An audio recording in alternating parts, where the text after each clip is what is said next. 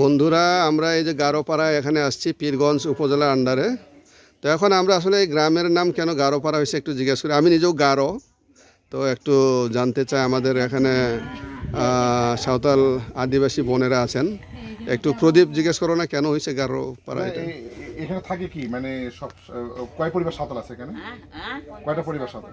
অনেকগুলো আছে, 50টার মতো, বেশি বেশি হবে। আচ্ছা, গারো আছে এটা? নাই, একটাও গারো নেই? না, ও আচ্ছা, তাহলে গারো ইয়ে পাড়ার নাম হলো কেন? নাম তো আছে। ও নাম তো হয়েছে। এটা হলো গারোপাড়া, ও আচ্ছা আর ওটা হলো অনক, ওটি হলো ছুটিপুর, আচ্ছা আচ্ছা ওটি হলো ভগবানপুর। আচ্ছা নাম তো আর নাগে না। আচ্ছা, তা তো ঠিক ও, আছে। তো কোনো এক সময় গারোরা ছিল না এখানে? না না আমার মতো নাক চ্যাপটা দেখছেন? না, আচ্ছা, দেখেন। ঠিক আছে, আমরা আসলে এমনিই বেরোইছি আজকে বেড়াইতে। আর যখন শুনলাম যে এখানে গারোপাড়া আছে, আমাদের একটু আগ্রহ জমলো আর কি। এপি মার্ডির বাড়ি কোনটা?